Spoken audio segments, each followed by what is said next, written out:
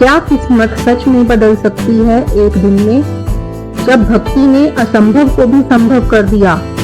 आइए जानते हैं कामदा एकादशी के इस दिव्य चमत्कार के बारे में।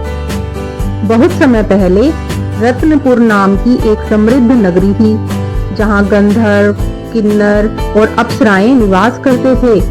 नगर में संगीत और नृत्य का दिव्य वातावरण रहता था। वहां राजा पुंडरीक न्यायपूर्वक राज्य करते थे। उस राज्य में ललित नाम का एक गंधर्व रहता था। उसकी पत्नी ललिता अत्यंत सुंदर और पतिव्रता थी। दोनों एक दूसरे से अत्यंत प्रेम करते थे। उनका जीवन संगीत और प्रेम से भरा था। एक दिन राजसभा में भव्य संगीत समारोह हो रहा था। ललित राजा पुंडरीक के सामने गान कर रहा था। सभा में देव, गंधर्व और किन्नर उपस्थित थे। चारों ओर दिव्य संगीत गूंज रहा था। लेकिन उस समय ललित का मन विचलित हो गया। वह अपनी प्रिय पत्नी ललिता के विचारों में खो गया। उसका गान असंगत और त्रुटिपूर्ण हो गया। सभा में बैठे लोग आश्चर्य से देखने लगे। राजा पुंडरीक यह देखकर क्रोधित हो गए। उन्होंने इसे राजसभा का अपमान समझा। क्रोध में उन्होंने ललित को श्राप दे दिया। क्षण भर में उसका दिव्य रूप नष्ट हो गया।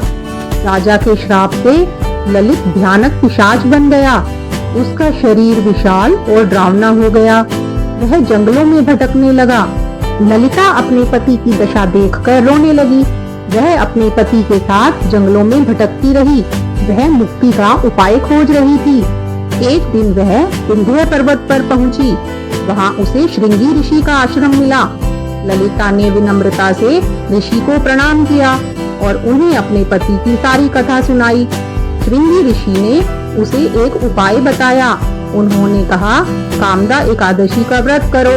यह व्रत पापों को नष्ट करने वाला है।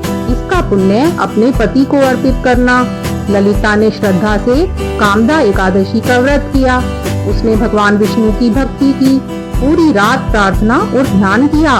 उसकी भक्ति से वातावरण पवित्र हो गया। द्वादशी के दिन चमत्कार हुआ। ललिता ने अपने व्रत का पुण्य अपने पति को अर्पित किया। तभी भगवान विष्णु की कृपा हुई।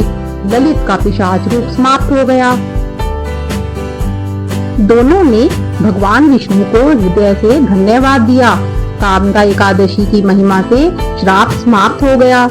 उनका जीवन फिर से सुख, शांति और आनंद से भर गया। जय श्री हरि।